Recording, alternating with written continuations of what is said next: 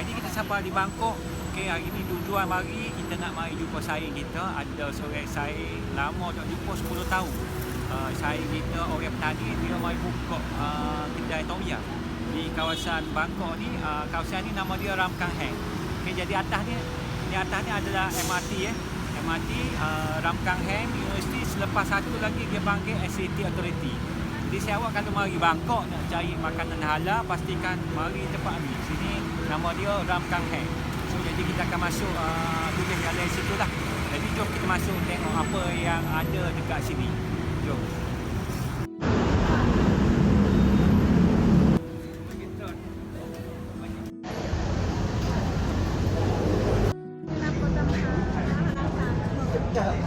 Siap tu ni? Ya, siap.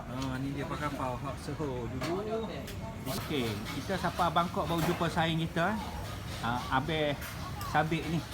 Lama tak jumpa dia. Sewa berapa sini sewa? Sewa sini ni kalau kira mari tu di 2 lot ni 16,000. 16,000 baht. 16,000 baht. Ya. Jadi lingkungan 1,800 lah.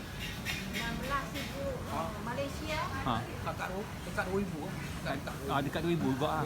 Lebih kurang Malaysia lah. 2,000. Tapi air. Lepas tu bila nego sama dengan Malaysia. Super ke? Lebih kurang. Lebih kurang je lah.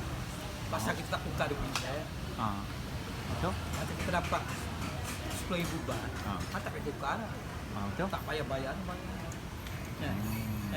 Betul lah. Abang dulu dekat KL tu, Ya. 10 tahun ni.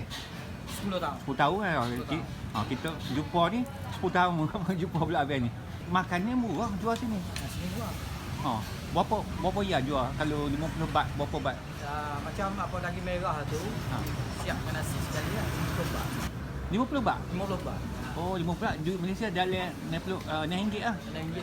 Oh, murah saja lah ni. Malaysia tak ada apa RM6 ni. Sebab lah ni kos semua naik Macam belakang. Tom Yam seorang makan. Kan? 60 baht. 60 baht? 60 baht. Oh. Jadi kalau dekat kawasan ni memang harga lagu tu ke? Macam tu lah kosnya. Oh, kawasan ni lah? Ya. Oh. Tempat ni orang Melayu banyak. Semua Melayu. Melayu. Sini? Ini Jadi ramai Cina, Indo, India, Malaysia semua mari kat sini. sini. Oh, Dia memang ada market kat depan tu. nama apa ya? Market tu? Market Rangkang kan? Rangkai Heng Market. Depan stadium. Pasar Malay lah. Orang panggil pasar Malay lah. Pasar Malay lah. Pasar apa tu? Uptown. Uptown. Uptown Malaysia. Atau Super Malaysia lah. Dulu dekat Danau Kota Uptown ke tu lah. Makan ada, Semua ada. baju. Baju macam-macam ada. Makanan semua ada. Tapi hari ni hari Rabu. Tiap Rabu dia cuti. Ada cuti. Cuti.